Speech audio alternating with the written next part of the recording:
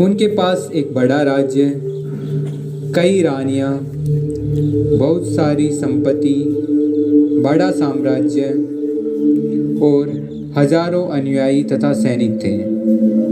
वह बहुत ही सुखी जीवन व्यतीत कर रहा था, इसलिए वह अपनी संपत्ति, पद, प्रतिष्ठा और स्थिति से इतना जुड़ गया था कि वह भगवान और भगवान के प्रति अपने कर्तव्य को पूरी तरह भूल गया था।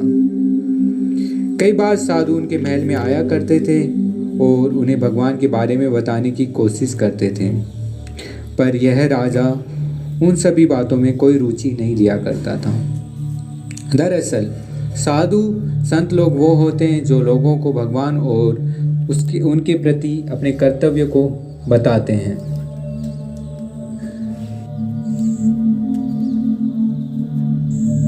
परमवीर चक्रवर्ती सम्राट महाराज की जय हो। महाराज की जय हो। महाराज की जय हो। जीवन कितना अच्छा है। आज मेरी वजह से ही सब खुश हैं। यह बड़ा महल, यह स्वादिष्ट भोजन, यह युवा शरीर, यह ऊर्जा, ये सुंदर रानियां, जीवन कितना अच्छा है। हा हा हा। महाराज, कोई साधु आपसे मिलना चाहता है। ओहो, बुलाएं।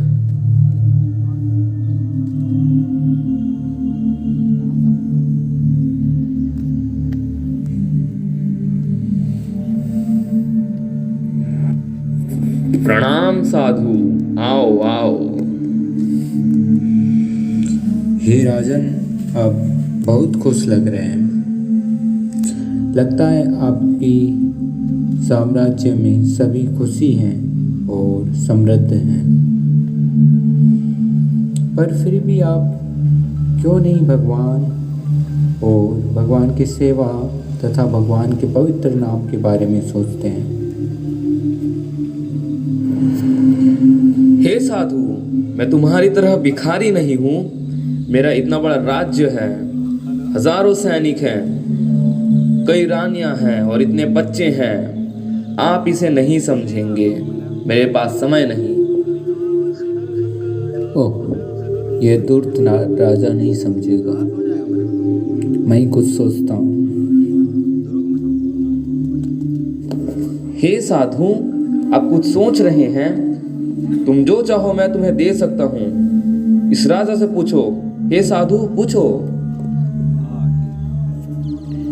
मेरे प्यारे राजा, तुम मुझे प्रणाम करते हो, तुम मुझे इतना दान देते हो और मेरे पैर धोने के लिए भी उत्सुक रहते हो।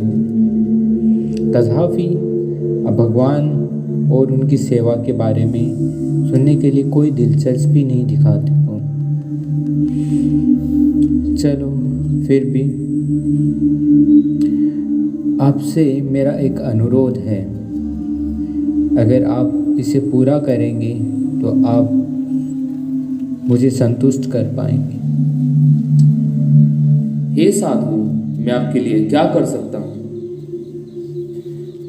हे राजन, आप अपने आदमियों को अपने साम्राज्य में भेजिए और उन्हें सबसे अधिक पागल यानी महामूर्ख को बुलाने के लिए कहिए। उसे दरबार में बुलाइए। वैसे आपके साम्राज्य में लगता है महामूर्खों की कमी नहीं है, फिर भी उसे यह छड़ी सौंप दीजिए और उन्हें कहिए कि रोज़ वो इस शहर में चक्कर लगाएं और घूमते रहें, और आप मेरे से वादा भी करिए कि उसे हर महीने कुछ वेतन भी देंगे। हे साधु, चिंता न करें, आपकी मनोकामना पूर्ण होगी। लेकिन यह कैसी इच्छा है? जो भी हो बड़ी मजेदार है। हा हा हा। धन्यवाद हे राजन। मंत्री, महामूर्ख को तुरंत लाओ। जी महाराज। चलो सैनिकों।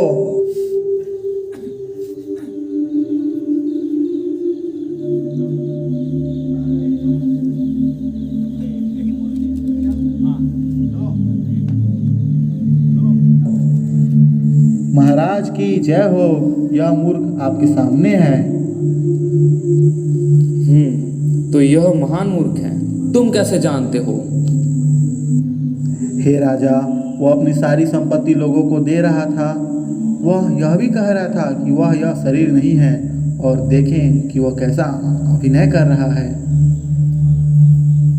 अरे हाँ, तो हे मूर्ख, इस छड़ी को ले लो और अब से इस शहर में इस छड़ी के साथ घूमो। तुमको इसके लिए वेतन भी दिया जाएगा। जरूर महाराज, जो आज्ञा।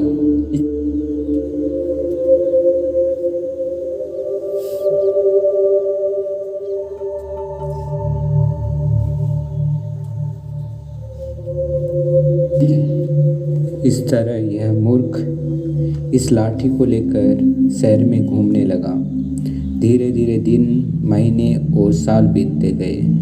मूर्ख अपनी सेवा करता रहा और इसी बीच यह राजा बूढ़ा हो गया।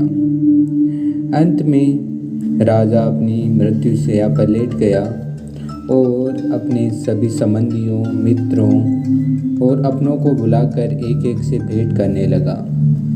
वो सभी रो रहे थे क्योंकि राजा बहुत जल्दी ही इस दुनिया को छोड़कर जाने वाला था। इस प्रकार राजा अपने संबंधियों को से मुलाकात कर रहा था तो उसके मन में विचार आ रहा था कि मैं किसी एक ऐसे व्यक्ति से नहीं मिला हूँ जिसे मैं बहुत अच्छी तरह से जानता हूँ। तभी हे मंत्री, उस मूर्ख को तुरंत मेरे पास ले आओ। मैं सभी लोगों से मिल चुका हूँ, लेकिन उस मूर्ख से नहीं। जी महाराज, चलो सैनिकों।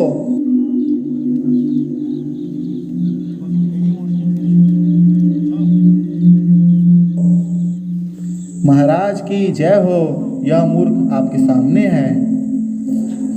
मेरे प्यारे मूर्ख, अब मुझे बहुत दूर स्थान पर जाना है, इसलिए मैं सभी से विदा ले रहा हूँ। इसलिए मैंने आपको आखिर बार बात करने के लिए बुलाने का विचार किया। अच्छा महाराज, आप इतने दूर जा रहे हैं, मुझे भी अपने साथ।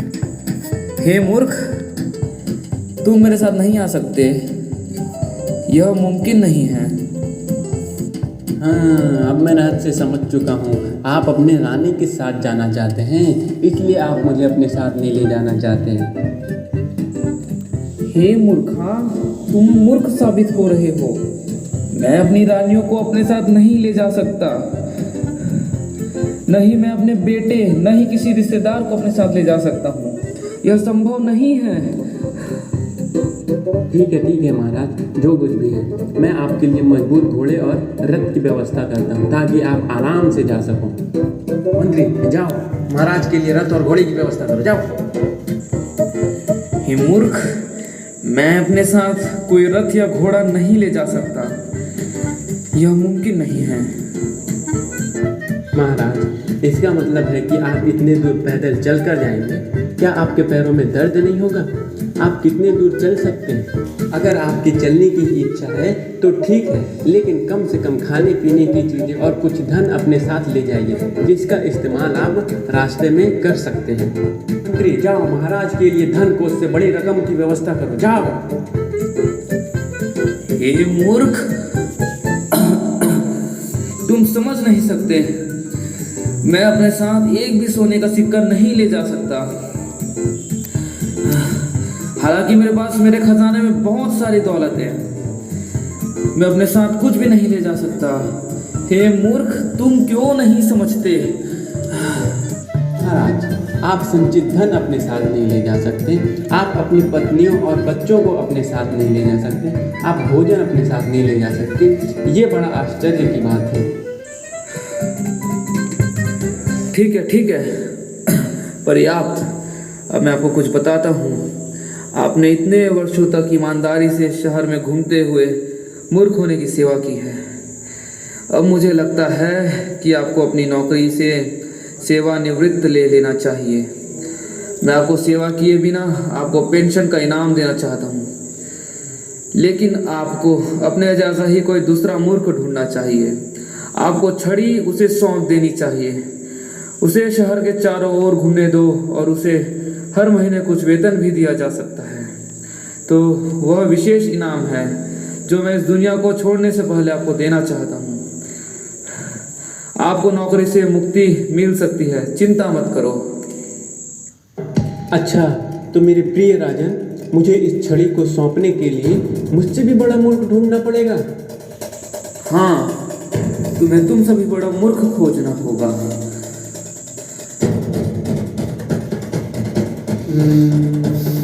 तो ये लो राजन, इस छड़ी को अपने पास रखिए, क्योंकि आप ही सबसे बड़े मूर्ख हैं। अरे मूर्ख, तुमने मुझे यह छड़ी देने की हिम्मत कैसे की? क्या तुम्हारा मतलब है कि मैं तुमसे बड़ा मूर्ख हूँ? हाँ मेरे प्रिय राजन, आपने बिल्कुल सही कहा। आप ही इस दुनिया के सबसे बड़े मूर्ख हैं। जानते हैं क्यों? क्योंकि आपने मुझे अभी अभी कहा कि आपने अपने पूरे जीवन में, पूरी दुनिया में इतने सारे राजाओं को जीतकर अपने धन कोष में इतना सारा धन एकत्रित किया, लेकिन आप इसमें से एक भी अपने साथ नहीं ले जा सकते। आपने इतनी सुंदर रानियों से शादी किए, आपने इतने बच्चे जन्म दिए, लेकिन आप इनमें से एक भी, किसी को भी आप अपने साथ नहीं ले जा सकते। हे मेरे प्रिय राजन, यद्यपि आप विलासिता और आराम से भरा भव्य जीवन व्यतीत करते रहें, क्या आप नहीं जानते थे कि मृत्यु का समय निश्चित है? मृत्यु के समय आपको अपनी पत्नी, बच्चों, संचित धन, यहाँ तक कि आपने जो कुछ भी एकत्रित किया है, सब कुछ त्यागना होगा। क्या आप ये नहीं जानते थे कि मृत्यु के समय बिना छेद की बेकार सुई भी मेरा साथ नहीं देगी? क्या आप इन सभी बातों को नहीं जानते थे? आप उन्हें जानते थे, लेकिन आप इतने बड़े मूर्ख थे कि आपने कभी अपने जीवन के लक्ष्य के बारे में नहीं जाना। आपने यह नहीं जाना कि ईश्वर कौन है, उसने मुझे क्यों बनाया है, उसके प्रति मेरा कर्तव्य क्या है। हे राजन, जब आप एक राजा थे, तब आप इस दुनिया के सारे सुख और सुविधाओं के आनंद लेने के लिए पूरी तरह से मुक्त थे। आप आत्म साक्षात्कार के मार्ग के लिए पूरी तरह से अंधे हो चुके थे। यही आपकी सबसे बड़ी भूल है। और अब आप मृत्यु के समय विलाप और शोक मना रहे हैं कि मुझे इन सभी वस्तुओं को पीछे छोड़ना है, इसलिए आपको सबसे बड़ा मूर्ख माना जाता है। मेरे प्रिय महान आत्मा, कृपया मुझे बताओ तुम कौन हो? अब इन सब चीज़ों के बारे में इतना जानकार कैसे हैं? हम तो तुम्हें बड़ा मूर्ख समझ रहे थे, वह हमारी मूर्खता थी।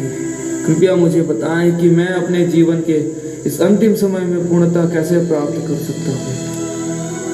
दरअसल मैं कोई मूर्ख नहीं हूँ, मैं उस महान साधु का शिष्य हूँ जो आपसे कई साल पहले मिले थे, लेकिन आपने आध्यात्मिक जीवन में कोई दिलचस्पी नहीं दिखाई थी। इसलिए मेरे आध्यात्मिक गुरु ने मुझे यह भूमिका निभाने को कहा कि जीवन के अंत में आपके साथ रहूं और आपको उद्धार दूं। हे राजन, इस कलयुग में मुक्ति का एक ही मंत्र है, वह है हरे कृष्णा महामंत्र का जप करना। ये लो भगवद गीता और हरे कृष्णा महामंत्र का जप करो। हरे कृष्णा कृष्णा कृष्णा हरे हरे, हरे राम राम राम हरे हरे। हरे कृष्णा कृष्ण कृष्ण हरे हरे, हरे राम राम राम हरे हरे।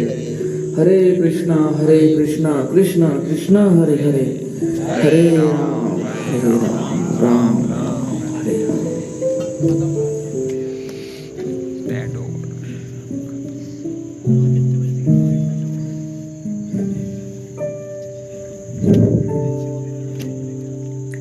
हम पैसा कमाना चाहते हैं और हम एक बहुत ही सुखी और विलासितापूर्ण जीवन जीना चाहते हैं, लेकिन इस तरह अगर हम भगवान के लिए एक पल भी दिए बिना अपना सारा समय बिताते रहेंगे तो हम भी मूर्ख राजा अर्थात महामूर्ख के समान माने जाएंगे।